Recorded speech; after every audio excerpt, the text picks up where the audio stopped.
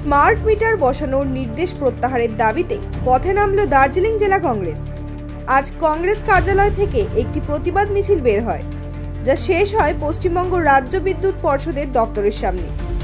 কংগ্রেসের অভিযোগ, smart meter বসানোর পর বিদ্যুৎ বিল লাগাম ছাড়া হারে বাড়বে, যা সাধারণ মানুষের উপর চরম বোঝা হয়ে দাঁড়াবে।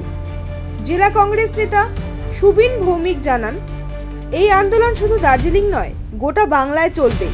পশ্চিমবঙ্গে বিদ্যুতের দাম দেশের মধ্যে সর্বাধিক। আমরা সাধারণ মানুষের স্বার্থেই এই প্রতিবাদ করছি। মিছিল শেষে পর্ষদকে স্মারকলিপিও প্রদান করা হয়।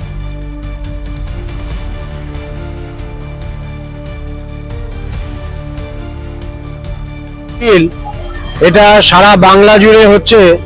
রাজ্য সরকার যে স্মার্ট মিটার চালু করবার যে অভিপ্রায় ছিল, তার বিরুদ্ধে রাজ্য কংগ্রেস থেকে সারা বাংলা জুড়ে আন্দোলন চলছে এবং তার ফলশ্রুতি হিসাবে গতকাল রাজ্য সরকার ঘোষণা করছে যে স্মার্ট মিটার ডোমেস্টিক চালু বন্ধ করছে, কিন্তু ইয়ের থেকে চালু করবে।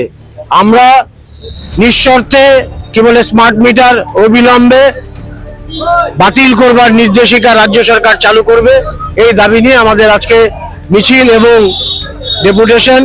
পাশাপাশি বিদ্যুতের যে অস্বাভাবিক বিল, আজকে সারা ভারতবর্ষের মধ্যে যদি দেখা যায় যে পশ্চিমবঙ্গে বিদ্যুতের মাসুল সবচাইতে বেশি, এবং তার প্রতিবাদ জানাতে এবং কংগ্রেস শাসিত যে সমস্ত রাজ্যগুলো আছে, তেলেঙ্গানা বলুন, কর্ণাটক বলুন এবং ঝাড়খণ্ড বলুন, প্রত্যেকটা জায়গায় কিন্তু বিদ্যুতের মাসুল কমানো হচ্ছে এবং মানুষকে ছাড় দেওয়া হচ্ছে।